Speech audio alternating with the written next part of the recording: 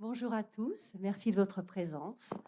Nous avons le grand honneur de recevoir Olivier Weber à la Fondation Brochet. Je remercie la directrice Cécile Cadwell pour souligner l'importance du témoignage dans la cause humanitaire. Nous allons cheminer avec Olivier Weber tout au long de cette rencontre consacrée, comme vous le savez, au témoignage dans la cause humanitaire. Mais avant cela, place à la présentation du parcours, je dirais, hors norme d'Olivier Weber. Le présenter est presque une performance, tellement la liste de ses différentes activités, de ses qualités et de ses distinctions est longue. Je ne serai malheureusement pas exhaustive par manque de temps, je vous le dis, et je vous prie de m'en excuser. Olivier Weber a la particularité d'être un écrivain voyageur, grand reporter, ancien correspondant de guerre, diplomate, ambassadeur de France itinérant, chevalier de la Légion d'honneur en 2009, professeur, notamment maître de conférence à l'UEP Paris. Il est coprésident d'Aide médicale internationale, membre du conseil DSF, Douleurs sans frontières, et également président du prix Joseph Kessel. Et ce n'est pas fini. Auteur de plus de 30 ouvrages, récits, voyages, romans, essais, des ouvrages collectifs. Il est même auteur d'un dictionnaire, le dictionnaire amoureux de Joseph Kessel, un grand voyageur. Pour citer quelques ouvrages parmi cette trentaine de livres, vous notez French Doctors, l'épopée des hommes et des femmes qui ont inventé la médecine humanitaire, publié en 1995. La mort blanche, c'est une enquête sur les trafiquants de drogue. Et puis, les grands écrivains voyageurs, pense également à Conrad, avec Le voyageur de l'inquiétude. Jacques London, avec L'appel du grand ailleurs, c'est le père, Jacques London, de tous les aventuriers. Si je t'oublie, Kurdistan, qui fait partie d'une trilogie, dont le deuxième est Massoud le rebelle assassiné, publié en 2021. Et sans oublier, parce que celui-ci me tient particulièrement à cœur, parce qu'il s'agit d'une femme, vous allez tous penser à Ella Maillard, et le titre c'est « Je suis de nulle part » sur les traces d'Ella Maillard, qui était publié en 2017. Et c'est Ella Maillard, cette célèbre voyageuse, écrivaine, née à Genève en 1903, et qui fut un exemple pour notre cher Nicolas Bouvier. Et on n'oublie pas non plus Au royaume de la lumière. Je reviens sur le magnifique ouvrage, le dernier d'Olivier Weber, donc je disais publié en 2021, qui fait partie de cette trilogie, Massoud, le rebelle assassiné. Il est, comme vous savez, le commandant Massoud est mort le 9 septembre 2001 et Olivier Weber a eu la chance de le rencontrer à plusieurs reprises et d'écrire un ouvrage. Et cet ouvrage, c'est un message de paix et de concorde entre les peuples. Mais ce n'est pas tout. Olivier a écrit et réalisé une dizaine de documentaires et de reportages. Je vais en citer quelques-uns, vous en avez peut-être vu certains. L'opium des talibans, qui est d'ailleurs le prix spécial du FIPA. Sur la route du Gange, qui a eu le prix FIGRA. Le monde vu du train, la fièvre de l'or, qui a été diffusé sur Canal+, sur France 2 et qui est passé dans les salles de cinéma. Je note aussi les rubis du Khmer Rouge, Au-delà de la lumière, le royaume de la lumière. Il est également, il faut le signaler, lauréat de 25 prix et de grands reportages, notamment le prix Albert Londres, le prix Joseph Kessel, le prix MUM, ça me plaît de le dire, ça pétille, le prix Louis Pauwels, et puis le prix coup de cœur du Festival international du film d'aventure de La Rochelle. Et j'en passe et des meilleurs, je ne vais pas tous vous les citer. Ces récits de voyage et ces romans étaient traduits dans une dizaine de langues, il faut le signaler. Son style est souvent comparé à celui de Conrad et de Sandrars.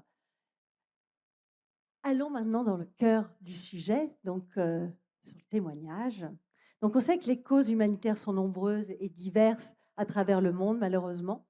Vous-même, vous vous êtes rendu dans de nombreux pays. Je vais en citer quelques-uns parce que pareil, On ne va pas faire une liste à l'après-vert, mais quand même, ça introduira notre sujet.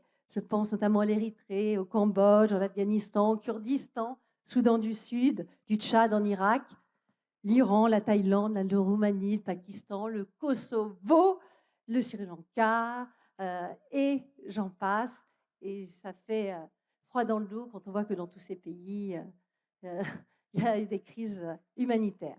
Ces conflits entraînent à chaque fois des crises et des conséquences dramatiques pour les populations qui sont concernées. Alors justement, ma question, comment concevez-vous votre rôle de témoin, Olivier Weber? D'accord, merci pour la présentation. Je suis vraiment touché et merci de ces précisions. Puis surtout, merci de m'avoir invité, merci à la Fondation. Je trouve que je suis ravi et honoré d'être, très honoré vraiment d'être parmi vous. Et puis avec des amis humanitaires, je ne les cite pas parce qu'ils sont nombreux, je vais en oublier. Et je trouve que cette programmation et ce titre sur l'humanitaire, l'engagement, le témoignage, et on va discuter pendant tout ce week-end, est vraiment salutaire. C'est utile aujourd'hui pour savoir ce qu'on peut faire avec l'humanitaire, ce qu'on doit faire, est-ce qu'il faut témoigner, est-ce qu'il faut s'engager, est-ce qu'il faut rendre compte ou pas. Et alors moi, je suis qu'un modeste témoin. Je suis écrivain, donc comme vous le disiez, j'écris des livres, de temps en temps, je fais des reportages. Je reviens d'Ukraine et de la frontière afghane avec le fils du commandant Massoud, Ahmad, qui a 33 ans et qui est un petit peu le digne continuateur de cette résistance en Afghanistan, qui est à la fois militaire contre la barbarie absolue. Vous savez ce que c'est, donc cette chape de plomb qui est tombée il y a presque un an sur l'Afghanistan et ces ténèbres que sont les talibans et qui reviennent au pouvoir, et donc résistance aussi civile, avec y compris l'action clandestine des femmes en Afghanistan, et Ahmad justement encourage cette révolte contre le fondamentalisme absolu. Eh bien, voilà le témoignage. Je ne sais pas s'il change grand-chose dans le cours du monde et de ce qu'on appelle les RI, les relations internationales, mais je crois qu'il est indispensable, qu'on soit écrivain, qu'on soit grand reporter ou qu'on soit acteur de l'humanitaire au sens large du terme. Je crois que c'est indispensable parce qu'il faut rendre compte, il faut voir, il faut dénoncer. Quand on est témoin, donc, alors les psychanalystes et les psychiatres disent quand on est témoin, on est victime, d'une part, mais je crois qu'avant cela, il faut, et on doit, c'est presque un mécanisme éthique, comme disait Spinoza, rendre compte et donner à voir. Et donc, je crois que c'est très important, effectivement, dans cette multiplication des conflits de par le monde, qui sont de moins en moins rationnels. Vous savez, dans les années 60, 70, 80, il y a eu beaucoup de conflits dits périphériques, en Afrique ou en Asie, mais ils étaient dans une sorte, et je dis ça avec beaucoup de précaution, pour en parler pendant des heures, dans une sorte de logique de rapport de force des grandes puissances. Aujourd'hui, on est dans des conflits dits asymétriques, avec des conflits de plus en plus ethniques, de type guerre civile ou du type religieux ou para-religieux ou fondamentaliste. Et bien évidemment, rendre compte de cela, ce n'est pas évident, mais il y a une interaction, je pense qu'on va en parler pendant une heure, sur le témoignage, qu'on soit donc témoin en tant qu'écrivain, mais aussi témoin en tant qu'acteur engagé dans l'action humanitaire. Donc moi, je ne prétends pas à ce que mes livres ou mes reportages changent le cours des choses. En tout cas, encore une fois, c'est indispensable pour rapporter cette parole. Alors, je ne fais pas que du témoignage sur des zones de conflit, pas du tout. J'écris aussi des romans. Mais en tout cas, rapporter la parole des victimes pour ces zones de conflit ou ces zones qui sont donc des zones de calamité, de catastrophes naturelles ou d'épidémies, c'est indispensable, ne serait-ce que pour ces personnes elles-mêmes. Alors, vous avez été blessé, menacé, votre mort a même été annoncée dans la presse. Le nombre de journalistes assassinés, détenus, notamment en 2021, augmente.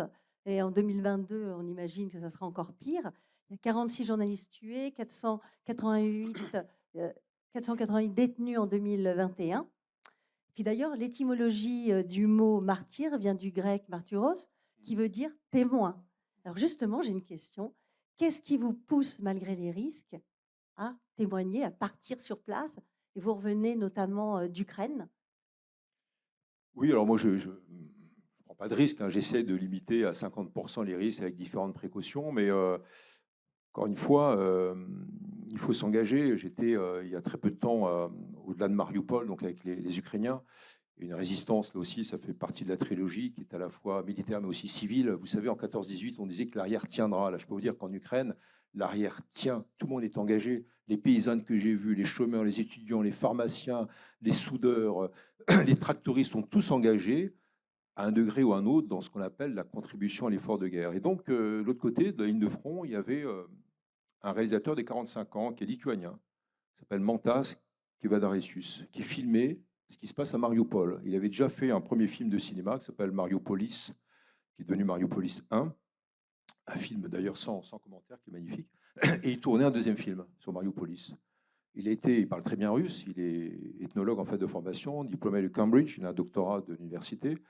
Et il est arrêté par les Russes, interrogé toute la nuit par le KGB, le GRU, qui est l'équivalent militaire du KGB, et on l'a tué le lendemain matin. On savait très bien qui était Mantas, il ne fallait pas qu'il renseigne, il ne fallait pas qu'il informe, ou qu'il témoigne, qu'il rende compte. Ça vient de ça, hein, le mot reporter, qu'on soit écrivain voyageur, documentariste ou grand reporter, il rendait compte. Et on l'a tué, la caméra à la main, c'est ça. Donc, Symboliquement, oui, c'est... absolument. Le film a pu être sorti, il n'était pas monté évidemment, parce que Mantas n'avait pas fini. Il était présenté à Cannes in extremis il y a quelques semaines, là, au mois de mai. Donc voilà, c'est ça, la fonction des témoignages elle est très dangereuse. Et je crois qu'il y avait encore une certaine aura pour ces différentes populations. Alors, il y en a deux surtout, hein, les écrivains voyageurs ou les écrivains et les reporters d'une part, puis deuxièmement les humanitaires, qui sont ou non engagés dans le témoignage. Mais de facto, même s'ils ne témoignent pas, même s'ils sont dans la plus stricte neutralité, impartialité, ce que je respecte, et on va en parler peut-être tout à l'heure, et je pense qu'on est plus dans une fonction de complémentarité de type action CICR, impartialité revendiquée, et de type engagement, témoignage revendiqué. Plutôt les French Doctors qui se sont créés. Je salue la présence ici de mes amis qui sont cofondateurs et fondateurs de Médecins sans frontières, Xavier Patrick en particulier, Xavier Manueli et Patrick Rébard, des grands de l'action humanitaire. Et cette saga-là, cette épopée-là, s'est créée aussi pour pouvoir témoigner. Et même si on est du CICR, on est exposé, même si on ne témoigne pas, maintenant il n'y a plus cette protection, cette aura symbolique, cette aura protectrice qui est d'être l'envoyé d'une organisation internationale, on appelle les OI dans le langage de l'ONU, ou de type ONG, donc humanitaire, French Doctors, ils ne sont plus du tout French d'ailleurs, sont de plus en plus internationalisés, de type Médecins sans frontières, etc. Donc il y a une sorte de désacralisation de cette fonction-là. Et donc, les humanitaires sont ciblés, les grands reporters sont ciblés, les écrivains sont ciblés parce qu'ils témoignent, parce qu'ils rendent compte. Et je salue aussi au passage cette présence, vous mentionnez, j'ai fait 5 ans d'exercice de la fonction d'ambassadeur de France itinérant, essentiellement pour les droits de l'homme.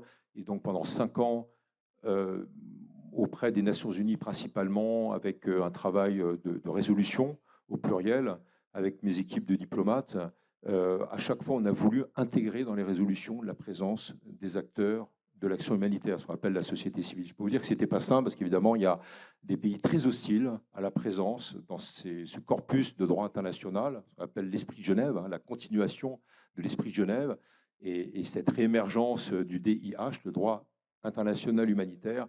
Et je peux vous dire que c'est quelquefois sanglant aux Nations Unies que de pouvoir intégrer dans les mentions juridico-politiques, donc la présence des droits de l'homme et deuxièmement de la société civile. Mais il n'empêche, et c'est pour ça d'ailleurs que les humanitaires, comme les grands reporters et écrivains, sont ciblés, cette fonction de présence sur le terrain est extrêmement importante parce qu'elle est dénonciatrice, de facto déjà.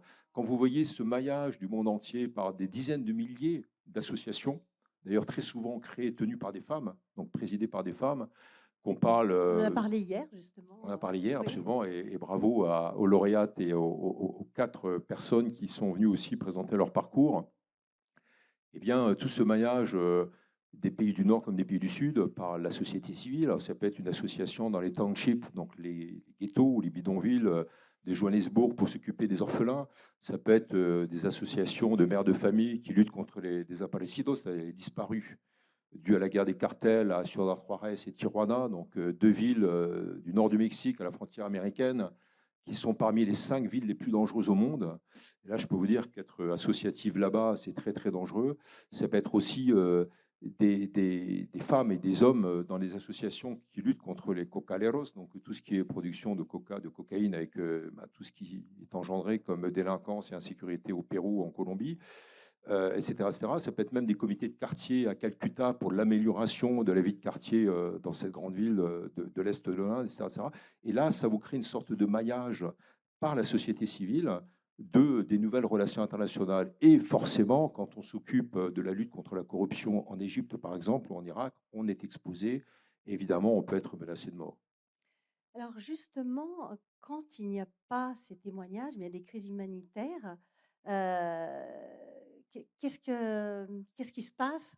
Qu'est-ce qu'il est possible de faire quand justement, il n'y a personne sur place? On sait qu'il y a des zones de conflit qui restent complètement, on est sourd à ces conflits. Heu, Oui, alors de plus en plus, évidemment, les belligérants, que ce soit des États souverains avec mmh, des armées, leurs armées respectives, ou des groupes armés, qu'ils soient religieux ou de type politique, avec une sorte de reproduction de certains mouvements de guérilla. Regardez simplement dans l'est de la RDC, la République démocratique du Congo, il y a un mouvement qui s'appelle le M14 de Laurent Nkunda, qui a des revendications politiques, mais qui n'a été créé qu'instrumentalisé par certains groupes économiques pour pouvoir avoir la mainmise sur des gisements de métaux rares. Grosso modo, la guerre est reproduite uniquement pour avoir l'appropriation de moyens économiques et de matières premières, y compris avec la Chine qui reçoit ensuite ces métaux rares et le cobalt et la cassitérite et autres coltans chers à nos téléphones portables.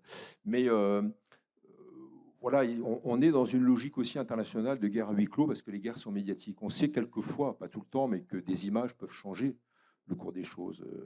On a vu déjà une sorte d'hypersensibilité des opinions publiques, donc des États, à ce qui se passe en Ukraine à travers des images. On a vu ce qui s'est passé avec le bombardement du marché de Makala à Sarajevo, qui a prédisposé donc aux accords de Dayton. Et entre-temps, il y a eu les bombardements par l'OTAN, enfin, demandés surtout par Bill Clinton, qui ont contribué, enfin, qui ont même carrément arrêté la guerre en ex-Yougoslavie. Et pourtant, on n'était qu'à 2 heures de Paris de vol ou 2 heures de Berlin. Donc les guerres sont médiatiques. Du coup, les belligérants essaient de faire des guerres à huis clos. Et il y a un deuxième facteur de danger, c'est la multiplicité des conflits. On parlait de l'Afghanistan. Maintenant, il y a une guerre au Yémen. Donc personne ne parle, guerre à huis clos. Très dangereux d'y aller pour tout le monde. Les diplomates, les envoyés des Nations Unies, les humanitaires, les écrivains, les grands reporters. Il y a la Somalie, ou les Somalies. Il y a 3 États maintenant en Somalie, où les conflits perdurent. La Libye, bien sûr. La continuation de la guerre en Syrie. Une guerre endémique quand même, qu'on le veuille ou non, avec Daesh, l'État islamique en Irak, etc., etc. Donc cette multiplication des conflits engendre ce qu'on appelle en anglais compassion fatigue, c'est-à-dire l'usure de la pitié, l'overdose, une sorte oui, d'overdose de saturation oui. des opinions publiques. Mais je crois beaucoup quand même à cette capacité de peser, enfin, je ne vais pas dire de pression, ça serait déjà un peu péjoratif, mais d'influence, on va dire, des acteurs non étatiques sur les États. Alors, les acteurs non étatiques, enfin, vous savez, en relations internationales, pour faire court, il y a 3 types d'acteurs. Il y a les États souverains, héritiers des monarchies, des empires depuis 30 siècles, donc plus vieux qu'Hérode, hein, depuis l'empire de Mésopotamie, qui sont donc des acteurs, par définition, bien sûr, des relations internationales entre eux. Ensuite, l'émergence, ça a commencé au bout du lac en 1919 avec la SDN, la Société des Nations, de ce qu'on appelle les OI, Organisation internationale. Et ensuite, 45, c'est les Nations Unies et tous ces corollaires, c'est, on va dire, ces satellites, hein, que ce soit l'OMS, le HCR, le PNUD, etc.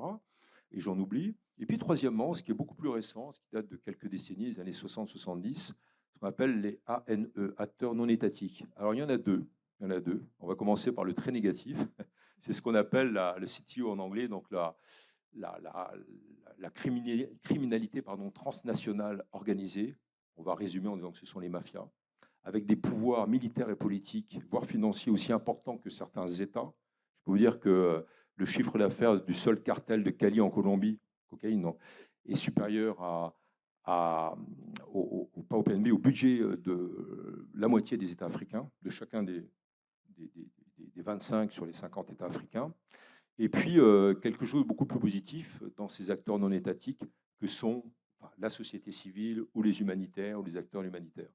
Et ces acteurs non étatiques qui représentent les humanitaires pèsent sur le cours des relations internationales, influent sur les opinions publiques et sur les États ou directement sur les États. Et de plus en plus, d'ailleurs, ils sont ciblés pour ça aussi, de plus en plus, par cette capacité d'influence, qu'ils le veuillent ou non, donc dans les relations internationales, les acteurs non étatiques sont désignés aussi comme empêcheurs de dictaturer en rond, etc. Donc, il y a ce pouvoir de dénonciation qui est important, dont on parlait tout à l'heure. et ce pouvoir aussi de rendre compte dans des guerres à huis clos. Alors, je finirai par un exemple parce que ça montait aussi, ça a démontré la montée en puissance du mouvement humanitaire moderne de type Médecins sans frontières, qui a été créé il y a 50 ans, donc presque 51 ans, en décembre 71. Et en fait, la vraie montée en puissance, c'est la guerre en Afghanistan. Le 27 décembre 79 arrivent par avion des commandos, Spetsnaz, parachutistes et le KGB, donc à Kaboul, coup d'État. Et en 1980, il n'y a pas d'écrivains, voyageurs, il n'y a pas de reporters, il n'y a personne, guerre à huis clos. Les deux premiers envoyés spéciaux, c'est 81. Ce pas les envoyés spéciaux, c'est des envoyés spéciales, deux femmes. Ce ne sont pas des journalistes, ce sont des médecins. Elles sont jeunes, elles ont 26 et 27 ans. Laurence Lemonnier, Capucine de Bretagne. Il y en a une des deux qui n'est pas encore diplômée de gastro-entérologie, de l'autre côté de la frontière à Dijon. Elles arrivent en Afghanistan, partant d'une petite ville de province à l'époque, au Pakistan qui s'appelle Peshawar, avec des combattants de la résistance afghane anti-soviétique. Elles arrivent dans une vallée perdue que personne ne connaît, qui s'appelle le Panjshir. Après 13 jours de marche, des combats, enfin des bombardements aériens de la part de la chasse soviétique. Elles arrivent donc après le franchissement de plusieurs cols de 4000 mètres chez un commandant totalement inconnu qui s'appelle le commandant Massoud et qui leur présente un jeune de 18 ans qui parle parfaitement français, qui est un de mes amis, Meraboudine Mastan, et qui devient leur guide. Et que font Capucine de Bretagne et Laurence Lemonnier? Elles soignent évidemment dans un dispensaire.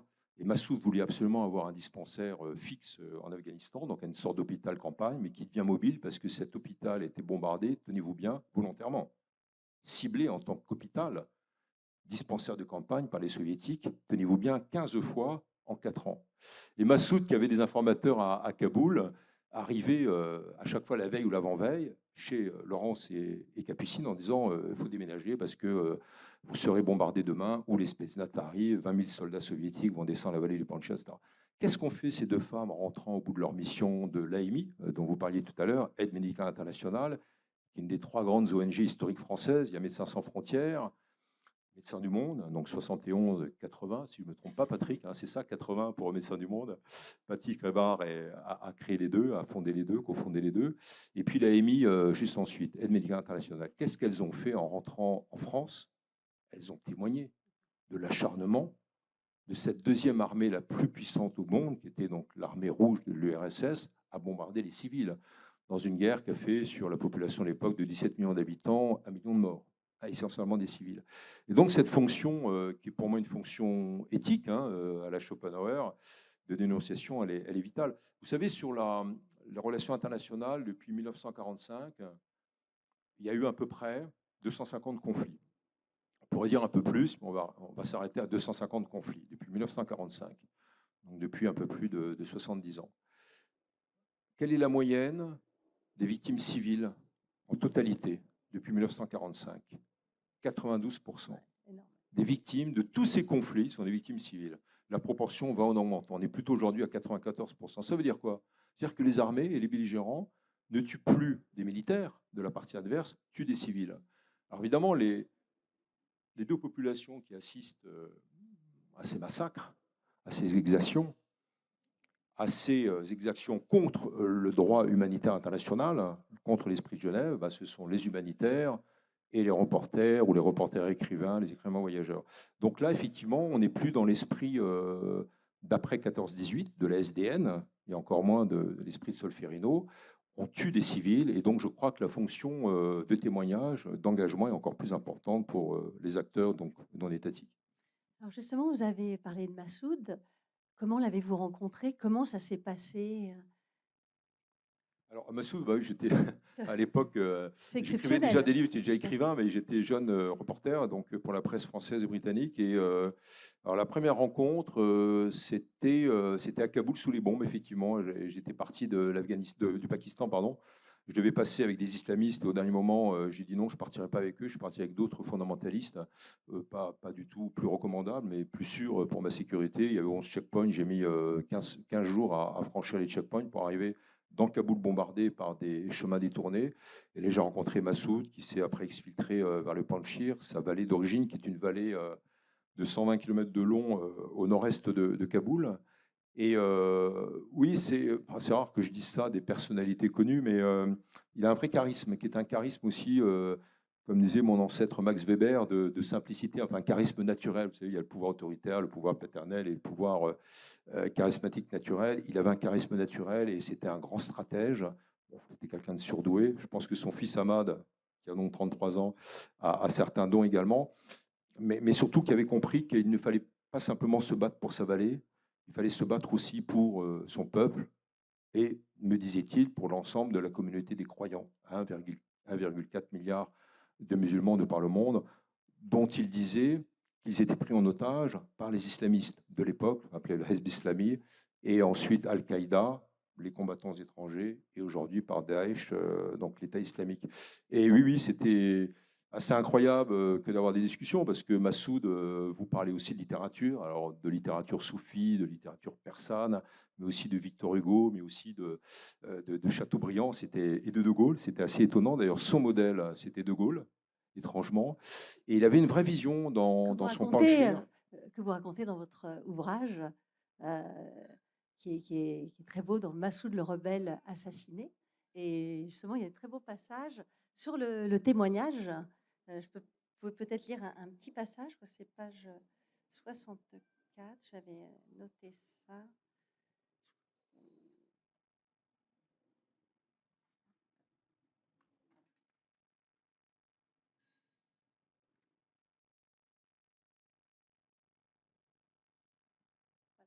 Massoud, 86, Massoud, voilà. Ah, je oui. sais pas Ah non, lire. avec la voix de. C'est sympathique que ça soit la voix d'Olivier. Oui, là, justement, sur Ah oui, une d'accord. rébellion perpétuelle. On passe ce passage, justement. Massoud, alors, je veux lire, pardon pour ma diction, Massoud a été récemment comparé à Napoléon. C'est une grossière erreur. Nulle idée de conquête territoriale dans son projet, mais bien plutôt celle d'une libération des âmes et des corps. Un désir de rempart et d'avertissement contre les, je cite, rechutes dans la barbarie dont parlait Nietzsche dans Humain, trop humain, et que l'Occident a faim de ne pas voir quand il ne les a pas initiés. Il y a en revanche du De Gaulle en lui, avec ce sentiment de grandeur qu'il propage, avec la même dimension mystique, cette volonté de résistance fuse dans une œuvre impossible, la fascination que les deux personnages exerçaient avec la représentation, la cristallisation, non du passé, mais de l'histoire dans un idéal, le charisme qui suscite l'adhésion. Voilà, ça mérite ça, parce que c'est très très bien écrit et justement, ça résume ce que vous étiez en train de dire. Donc, c'est une grande perte, donc la mort de Massoud. Oui, oui, alors la mort de Massoud le dimanche 9 septembre 2001, lorsqu'il a reçu avec une probabilité mathématique infinitésimale, une malchance sur 1 million, parce qu'il n'aurait pas dû croiser ces tueurs-là, c'était la 42e au moins, je les ai comptés, tentative d'assassinat. Et 2 jours plus tard, il y a eu le mardi, donc 11 septembre, moi j'étais là-bas par hasard, donc j'étais à la frontière afghane avec les hommes de Massoud quand il a été tué. Donc il y a eu après les attentats du 11 septembre. Tout était lié, c'est évident. Al-Qaïda voulait débarrasser ce dernier bastion de la résistance. Et ce livre, c'est moins un livre sur Massoud qu'un éloge de la résistance. Hein. Ça va de Sénèque à Nietzsche. C'est plus un livre de réflexion philosophique pour parler justement de cette rébellion contre les totalitarismes, d'abord soviétiques, avec ce million de morts dont je parlais tout à l'heure, et ensuite fondamentaliste, qui encore une fois est une prise en otage de la communauté des croyants par des obscurantistes qui voilent les femmes, qui encagent. D'ailleurs, le mot m'a été donné par un Afghan francophone. On nous encage, on encage nos épouses, nos filles, etc. Et moi, j'ai vécu avec eux pour ce film, L'opium des talibans, dont vous parliez, qui était interdit de filmer. Mais surtout, là, j'ai été autorisé pour ce livre pardon, qui s'appelle Le Faucon afghan. Et je disais aux talibans, mais citez-moi une seule sourate du Coran, que j'ai lu 2 fois. Une seule sourate qui interdit aux filles pubères, après 12 ans, d'aller à l'école. Évidemment, ils se noyaient dans les considérations. Pareil pour tout ce qui était tariaq. Tariaq, en persan, ça veut dire les opiacés. Euphémisme pour ne pas dire héroïne. Les talibans sont parmi les plus grands, pas parmi, sont les plus grands trafiquants d'héroïne au monde. Donc, grande hypocrisie, y compris sous la question de l'accaparation donc du religieux par les talibans. Et oui, c'est une grande perte pour répondre à votre question, parce que évidemment, les talibans et Al-Qaïda voulaient se débarrasser de ce résistant, qui est un résistant aussi au sens de la résistance civile, et qui a toujours d'ailleurs intégré, pour revenir à ce sujet, les acteurs de l'action humanitaire donc, dans son panchir. Ils ont toujours été acceptés, donc d'abord des femmes, des jeunes femmes, et ensuite toutes les missions de France, de Navarre, mais de moins en moins françaises, parce qu'il y avait des Américains, des Italiens, des Espagnols, des Allemands, des Suisses, etc. Et c'était formidable. Oui, donc une grande perte et un grand résistant qui manque à l'époque. Et maintenant, l'avenir en Afghanistan, qu'est-ce qu'on peut De par cette espérer? multiplicité, oui, de par cette multiplicité des conflits dans le Grand Moyen-Orient, si on peut y inclure l'Afghanistan, et deuxièmement, de par cette usure de la pitié, de par aussi cet adage, troisièmement, qui fait qu'une guerre en chasse l'autre, et qu'on a été dans les opinions occidentales très émus en fait par ce qui s'est passé le 15 août 2021 à Kaboul, la chape de plomb qui s'abat avec son cortège de ténèbres sur le pays. Ensuite, la guerre en Ukraine, évidemment, il y a une sorte de désintérêt ou un intérêt relatif sur la guerre en Afghanistan. Mais il n'empêche, il y a cette résistance civile, y compris des femmes. Et là, il y a aussi la société civile au sens large du terme, avec toutes ces associations clandestines de femmes qui œuvrent, par exemple, justement pour l'éducation des filles. Ça existe, hein, on ne va pas donner trop de détails, mais il y a des cours clandestins. Moi, je l'ai vu déjà en zone taliban, où des femmes éduquent non seulement les filles, mais aussi les garçons, parce que pour les garçons, il y a des matières totalement haram, c'est interdite. L'anglais est interdit, mathématiques, c'est à peine toléré.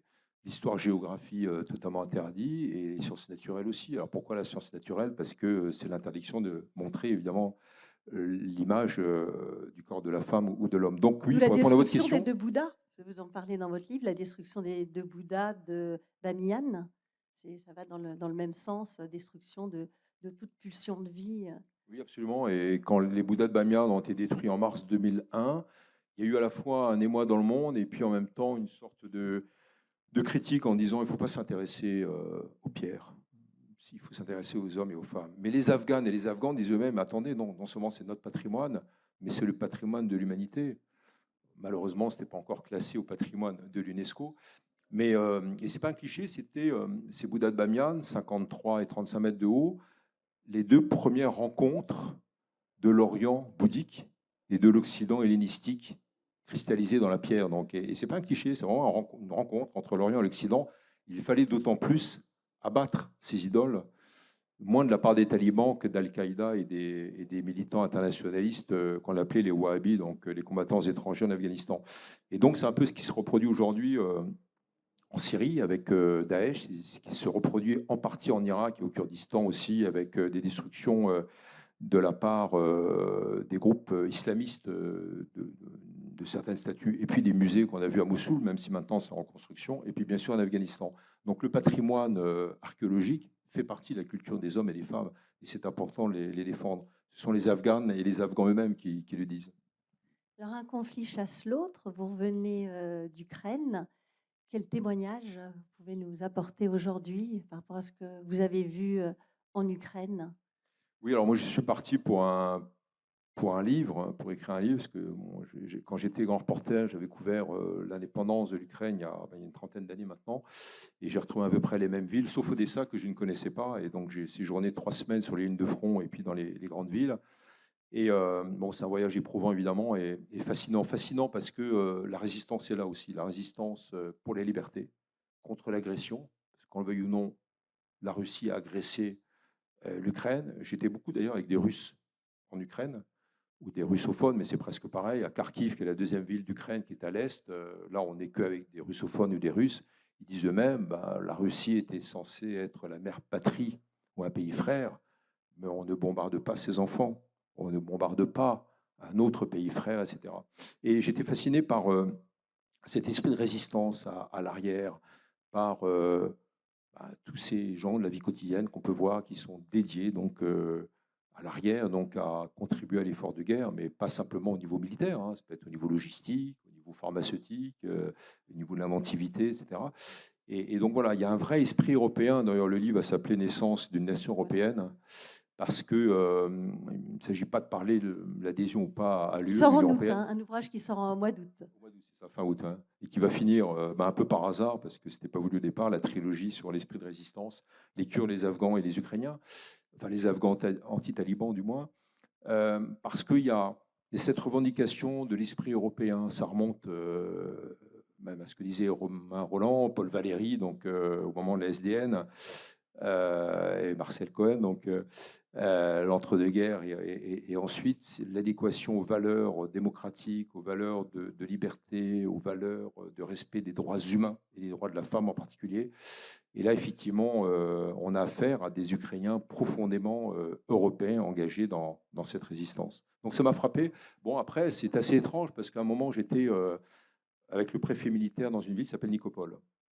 Et c'est comme si là, vous êtes sur les bords du Léman. Là, on est à Nicopole, ici, avec les Ukrainiens. De l'autre côté, en face du lac Léman, il y a les Russes. Et le préfet militaire n'est pas du tout un militaire. C'est un chirurgien. Il s'appelle Evgeny Yevtuchenko. Et Evgeny me disait, ben voilà, on m'a demandé d'être le préfet militaire, j'y connais rien, j'arrête ma pratique hospitalière à l'hôpital civil de Nicopole et je m'occupe de la défense de la ville. En face, vous avez les Russes. On était dans son bunker.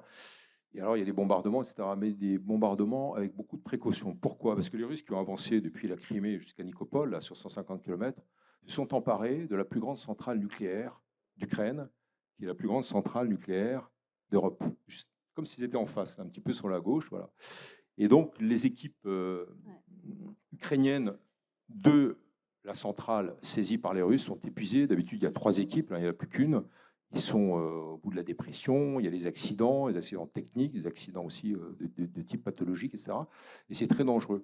Et c'est incroyable, à Nicopole, donc sur cette partie du Dniepr, donc qui est le grand fleuve qui descend depuis le nord de l'Ukraine jusqu'à la mer Noire à Mykolaïev et à côté de Mykolaïev et à Kherson, et bien là, donc, vous avez aussi des résistants qui combattent, qui essaient de garder leur terre encore libre pour empêcher l'avancée de l'armée russe. Et je peux vous dire, pour avoir enquêté sur les crimes de guerre et les crimes contre l'humanité, là on retombe sur les protocoles, enfin les 4 conventions de Genève de 1949 et leurs protocoles additionnels jusqu'en 1977, on est vraiment dans la définition juridique des crimes de guerre et des crimes contre l'humanité. Et il y a une sorte d'instrumentalisation de la part de la Russie des crimes de guerre. Pour faire court, pour finir, je donne un seul exemple. Vous avez entendu parler de Boutcha, dans la banlieue de Kiev, qui était d'ailleurs une ville assez résidentielle. Et j'ai même trouvé des habitants de Kiev qui s'étaient réfugiés à Boutcha, à Irpin et à Andrivka, parce qu'ils se sont dit Kiev va tomber, là, le 24, 25, 26, 27 février, depuis le premier jour de la guerre qui était le 24, on va se réfugier dans nos dachas. Manque de chance, donc les Russes sont arrivés là. Et vous aviez la 64e brigade de fusiliers motorisés qui est basée à Khabarov, donc de l'armée russe, commandée par le lieutenant-colonel Omurbegov. Cette unité est responsable des 300 morts civils assassinés à Boutcha, plus Irpin. On a des centaines de morts au total, si on compte Andrivka, tous les villages, etc. Violence faite aux femmes, euphémisme pour ne pas dire viol et multiviol, viol organisé, le viol comme arme de guerre, comme on l'a vu au Rwanda, comme on l'a vu en RDC, dans le Kivu, comme on l'a vu aussi dans l'ex-Yougoslavie. Qu'est-ce qui s'est passé quand l'armée s'est repliée? Moi, j'étais là, je suis arrivé avec les Ukrainiens. Quand l'armée russe s'est repliée en Biélorussie, en Russie, donc a abandonné toute cette partie nord et nord-ouest de Kiev, Omurbegov, le lieutenant-colonel, a été promu par Poutine colonel, et la 64e brigade promue dans l'ordre de la garde, donc c'est un ordre honorifique, par Vladimir Poutine. Ça veut dire quoi? C'est-à-dire que non seulement on nie les crimes de guerre et crimes contre l'humanité, on nie l'esprit de Genève, mais on encourage les exactions à venir. Et donc voilà, c'est ça qu'il faut dénoncer, qu'on soit humanitaire ou écrivain, et c'est important de le rappeler pour une guerre qui est à nos portes. Olivier, vous pensez que cette guerre va durer ou, par rapport à ce que vous avez vu, entendu, qu'est-ce que vous en pensez? Oui, elle va durer. Elle va durer. C'est une guerre de long terme. Ça va être une guerre peut-être de haute ou de moyenne intensité. Le Donbass va sûrement être totalement conquis par l'armée russe. On pensait qu'il pourrait y avoir un deal au niveau diplomatique entre l'Ukraine et la Russie par différents pays intermédiaires interposés. C'est faux. Je pense qu'il n'y aura pas de deal. Et je pense que les Ukrainiens vont reconquérir une partie du nord de la Crimée, mais sans plus. Mais ce qui est intéressant aussi de voir, c'est cette instrumentalisation de la faim dans le monde, avec ces dizaines de millions de tonnes de céréales prises en otage par l'armée russe, en disant oui, on va négocier sur le passage détroit par les fameux détroits de Bosphore et de Dardanelles, puisqu'il y a une convention juridique, qui est la convention de Montreux de 1936, qui oblige en fait, même en temps de guerre, à ce que les navires de ravitaillement passent par les détroits. Donc là, les Russes, pour l'instant, mettent un veto en minant simplement les ports d'Odessa, etc. Et il y a des millions, voire des dizaines de millions de personnes dans le monde, et surtout en Afrique, qui risquent de mourir. Un seul pays, je donne ça en exemple, l'Égypte, que vous connaissez peut-être pour certains d'entre vous. L'Égypte, c'est un État, mais c'est surtout une vallée monde, c'est le Nil. Il y a sur 100 millions d'habitants, 80% qui sont sur un espace de 1000 km de long et de 2 à 4 km de large. L'élasticité entre l'augmentation du prix des céréales et l'émeute politique, comme les émeutes de la fin des années 2000, est extrêmement élevée. Donc si jamais la miche de pain ou le prix de la semoule augmente de 20%, 30% sur le marché du Caire ou de Luxor, je peux vous dire qu'il y aura des émeutes. Donc tout le monde a très peur de ça. Et le pouvoir russe l'a parfaitement compris, l'instrumentalise, va s'emparer de cette arme des céréales et de la faim dans le monde pour pouvoir négocier effectivement un retour en force sur la scène internationale. Donc c'est cela aussi qu'il faut dénoncer. Il y a une guerre locale, il y a une guerre aussi régionale qui va être le Donbass, il y a les guerres entre les États Ukraine-Russie, il y a une guerre internationale puisque l'OTAN est engagée et l'Union européenne qui aide en armement et entre autres en logistique l'Ukraine. Et après, il y a une dimension internationale avec la famine qui fait partie donc, des agrégats, on va dire, de ce modèle de politique et de politique fiction.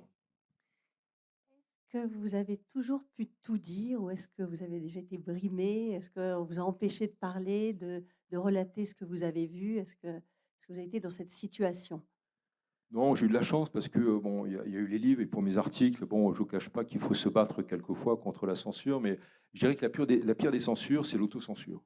C'est quand on a peur, on est inhibé ou quand on est lié, même inconsciemment, à certains cercles, qu'ils soient politiques ou économiques, ça arrive, hein, même dans le milieu de l'édition, dans le milieu du documentaire, de télévision, bien sûr dans le milieu du reportage. Donc je pense que là aussi, comme dans le milieu humanitaire, il y a la revendication de l'intégrité, de l'honnêteté et de l'indépendance. Il n'existe pas d'objectivité. Mais l'honnêteté, oui, c'est très important. Il faut être honnête, il faut respecter une éthique au sens philosophique du terme. Et évidemment qu'on est sujet, évidemment qu'on est ému par ce qu'on voit, évidemment qu'on décrit, qu'on soit écrivain voyageur ou grand reporter, peu importe, on décrit avec nos yeux. Et voilà, tout en étant indépendant. Mais il ne faut pas avoir peur de revendiquer le jeu, c'est-à-dire, c'est pas un filtre, mais c'est une sorte d'émotion intuitive et au service simplement d'une vérité non pas normative, non pas objective, entre guillemets, parce que l'objectivité normative serait dangereuse, mais comme la pitié aussi est dangereuse, comme le disait Stefan Zweig, mais en tout cas, respecter une éthique, respecter une ontologie. Et puis voilà. Et puis je crois que le témoignage passe aussi par des romans. Pour moi, j'ai davantage appris de certaines zones dans le monde par le roman que par les documents ou par le reportage. C'est le philosophe Michel Serres, récemment disparu, qui disait... Qui est venu ici, qui a fait une Qui est venu ici, ah conférence. bon, Oui. d'accord, hein. Grand montagnard d'ailleurs à l'époque, et qui disait qu'un roman vaut 100 thèses ou 100 thèses d'État. Et je crois qu'il a en grande partie raison, parce qu'on fait appel aussi à des intuitions, à des personnages, et puis à des valeurs. Alors les valeurs, ça paraît un peu ringard que d'en parler, mais il faut revendiquer ce mot. Et bravo encore à cette appellation humanitaire, tout ce questionnement pendant 2 jours. On pourra échanger sur l'humanitaire d'hier et d'aujourd'hui, sur cette éthique, sur le témoignage ou pas, sur l'engagement ou pas, sur la dénonciation ou pas. Mais je crois là effectivement que la valeur, les valeurs qui sont celles des droits de l'homme sont extrêmement importantes à revendiquer aujourd'hui. Donc pour répondre à votre question, non, ben, j'ai eu la chance de pouvoir démissionner à chaque fois, de pouvoir faire mes livres ailleurs. Mais bon, il y a je suis Vous plus êtes grand un reporter, mais il y écrivain, a... voyageur libre. Oui, oui, absolument, j'essaye de l'être, mais il y a un de nos mentors dans la profession des grands reporters. Je sais que Pierre Assouline, qui est le parrain de votre festival, le Festival du Lac, qui a fait la biographie de ce grand reporter écrivain qui est Albert Londres. Albert Londres, Et Albert Londres disait dans Le Paquebot, le l'ouvrage Le paquebot, Paquebot. Albert Londres disait, qui est mort à 48 ans en 1932, sur le paquebot Georges Paquebot, Philippard, puisqu'on lui demandait à un moment, mais monsieur le grand reporter, vous n'êtes pas dans la ligne du journal. On était dans les années 30, début des années 30. Il a pris son chapeau avant de prendre la porte et a dit monsieur le rédacteur en chef, le grand reporter ou le reporter ne suit qu'une seule ligne, c'est celle du chemin de fer. Et je trouve ça très beau parce que voilà, faut tailler la route et y aller, aller voir surtout. est-ce que vous pensez que la manière de témoigner va changer par rapport justement à la situation géopolitique qui est de plus en plus tendue, ça c'est d'une part, et d'autre part, avec les nouveaux outils, on a vu hier le bombardement à Odessa grâce justement à des drones. Est-ce que ça va changer? Est-ce qu'il y a une évolution que vous imaginez? Témoignage. Oui, oui, c'est une très bonne question parce que alors, je crois d'abord que pour les acteurs non étatiques dont je parlais, et même pour les organisations internationales du type CICR, il y a un ciblage par les mouvements armés, voire par les groupes armés en général, voire par les belligérants et les armées d'États souverains, parce qu'ils sont sur le terrain, parce qu'ils voient, parce qu'ils dénoncent. Et donc on sait très bien qu'il y a une influence, comme je parlais tout à l'heure, de ces acteurs non étatiques et des OI, les organisations internationales, sur les relations et la diplomatie, les relations internationales entre États et sur le droit international humanitaire en particulier. Deuxièmement, il y a cette omniprésence de l'image et cette hyper rapidité, non seulement de la collecte de l'information, mais de la restitution. On est au temps d'Internet, évidemment. Il y a 30 ans ou 25 ans, il était difficile, quand on était au fin fond de l'Irak ou de l'Afghanistan, de savoir ce qui se passait à Kaboul ou à l'autre bout de telle province du pays où on était, ou à Bagdad. Maintenant, on sait tout en temps réel, par satellite ou pas. Et donc, il est facile d'informer, il est facile de désinformer sciemment, volontairement, y compris avec des États qui désinforment. Deuxièmement, nous sommes tous grands lecteurs hein, ou grands téléspectateurs, mais il y a une arme qui est un peu contraire à cette vérité, obtention de la vérité, entre guillemets, ou de l'information, c'est la multiplication de ces mégaoctets, gigaoctets de par le monde en temps réel. On a trop d'informations et on ne sait plus quelle est la vérité, on ne sait plus comment s'informer quelquefois, etc. Et regardez ce qui s'est passé avec la crise financière de 2008, que personne n'a vu venir. Et il y a un agrégat qu'on n'arrive pas à paramétrer en modèle d'économétrie. Moi, je suis économiste de formation avant d'être de juriste de droit international. C'est la vitesse de déplacement de l'information, pour répondre à votre question, la vitesse de déplacement des masses financières, etc., etc. La vitesse, maintenant, fait partie donc, des agrégats, des modèles de politique, d'économie, d'économétrie, etc. Et on n'arrive pas tellement à la quantifier, et parce qu'elle est trop rapide, justement. Et dans l'information, évidemment, c'est un vecteur clé, et je crois qu'il y a une arme de parade hein, qui est indispensable à nous tous, mais peut-être encore plus aux jeunes et aux jeunes esprits. Et je crois que quand on est engagé dans le témoignage, dans la transmission, parce que qu'est-ce qu'on fait qu'on soit engagé dans le témoignage, dans l'action humanitaire, dans la littérature ou autre, on transmet pour nos enfants, pour nos proches et pour les autres. Et je crois qu'il y a une valeur qui est très importante, c'est l'esprit critique. Restons critiques par rapport à ce qu'on reçoit comme masse d'informations de par le monde. C'est très important de pouvoir s'interroger, qu'est-ce qui est vrai, qu'est-ce qui n'est pas vrai, qu'est-ce qui est manipulé, qu'est-ce qui est manipulable. Et évidemment que nous-mêmes, nous sommes manipulables. On est dans l'émotion, dans cette pitié éthique dont je parlais à propos de Schopenhauer. Et tant mieux qu'on soit d'ailleurs remué par l'image ou par des témoignages. Dans le Schopenhauer, il n'y avait pas évidemment Internet, mais il y avait le témoignage déjà. Et cette pitié, elle est presque métaphysique. Il faisait d'ailleurs le distinguo, lui, le philosophe allemand, entre la pitié éthique et la pitié métaphysique. Donc je crois qu'à l'heure du tout citoyen, où tout citoyen peut informer les autres, je crois qu'il faut raison garder et justement garder aussi un fort esprit critique. Donc oui, il faut pouvoir encore être informé, mais raisonnablement. J'ai une question qui me tient vraiment à cœur. Peut-on garder l'espérance dans la nature humaine lorsque l'on est témoin de toutes ces catastrophes, de tous ces conflits, de tous ces morts? Oui, bah merci de prononcer le mot parce que c'est un mot qui me tient à cœur, l'espérance, oui, l'espérance et l'espoir. Moi, je le vois partout. Alors, je ne fais pas que des livres sur les conflits. Au contraire, j'écris des romans. Le prochain roman, c'est un roman sur une photoreporter qui a couvert la guerre d'Espagne aux côtés de Robert Capa. Mais évidemment que ce qui me marque le plus, ce sont les conflits que j'ai couverts quand j'étais grand reporter et que je continue à couvrir en tant qu'écrivain. dans l'Ukraine, donc j'ai dû couvrir à peu près une vingtaine de conflits de par le monde, et j'ai dû séjourner avec une quinzaine de mouvements armés ou de type guérilla en Afrique, Moyen-Orient, Amérique latine, etc. Donc c'est vrai que ça marque.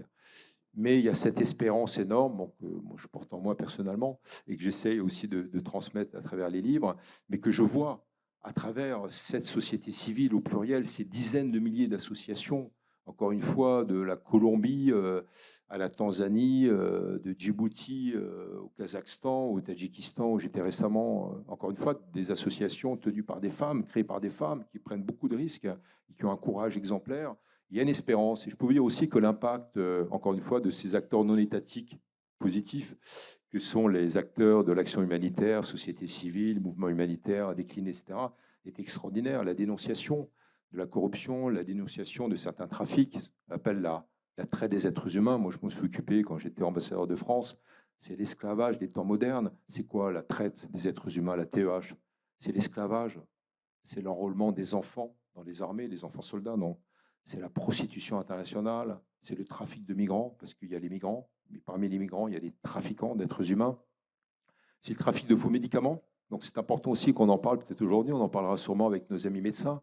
Vous avez, c'est un chiffre de l'OMS, 25% des médicaments dans le monde qui sont des faux médicaments. Si vous prenez la portion de la planète qui va de la Chine à la Turquie, donc on doit être à peu près 4 milliards d'habitants. Si on inclut la Chine, l'Inde, bien sûr, le Pakistan, Bangladesh, Iran, Turquie, on a à peu près 4 milliards.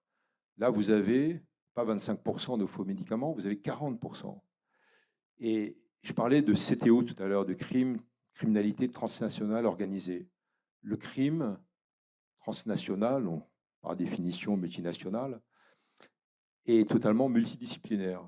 Vous avez en Russie des mafias qui font du trafic de drogue, avec d'ailleurs du tariaq, donc de l'opium, l'héroïne qui viennent d'Afghanistan, qui font du trafic d'êtres humains et qui font du trafic de faux médicaments. Ces mafias, alors russes déclinées, hein, c'est des russo-kazakhs, des russo-tadjiks, des russo-ouzbeks, achètent des routes. Alors, ils disent, nous, on veut aujourd'hui, au Kazakhstan, en Ouzbékistan, 400 km de route. Donc, on achète le maire de la ville, qui a $200 de revenus par mois, on le fait payer, on le fait passer à 2000, 3000.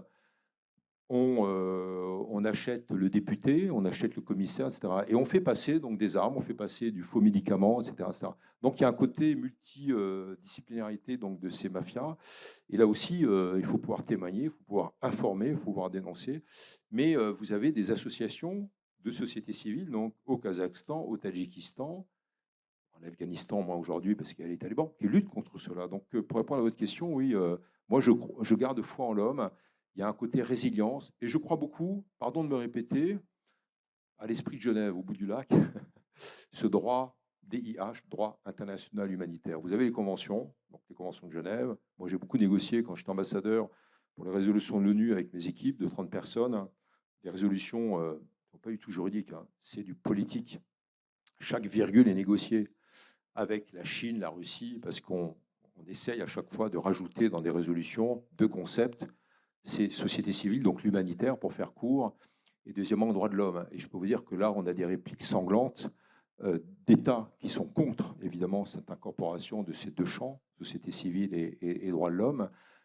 Et alors, on leur demande, mais pourquoi vous ne voulez pas donc lutter contre les faux médicaments, vous ne voulez pas lutter contre la drogue, vous ne voulez pas empêcher que les enfants soient enrôlés en Sierra Leone, ou en RDC, ou au Rwanda, ou en Somalie? Ah non, pas du tout, mais vous êtes contradictoire, vous, avec la résolution sur une convention de l'UNESCO. L'UNESCO, c'est la protection du patrimoine, etc. Donc on invalide juridiquement des discussions qui sont pour les droits de l'homme, etc., etc. Mais il n'empêche, pour faire court, c'est que pour cette partie de l'espérance, que le droit international, ça avance. Il y a ce qu'on appelle les mécanismes d'examen. Alors je dis ça hors grand conflit, évidemment, hors Syrie et hors Ukraine, parce que Guterres, donc le secrétaire général de l'ONU, s'est déclaré lui-même impuissant. Il a dit à quoi sert le droit de veto s'il y a un seul pays sur les 5 permanents, donc des 15 que représente avec les non permanents le Conseil de sécurité, qu'est-ce qu'on peut faire si un seul pays, bon, la Russie en l'occurrence, voire la Chine, bloque une résolution? Mais il n'empêche, en dehors de ces grands conflits, il y a quand même une évolution du droit international.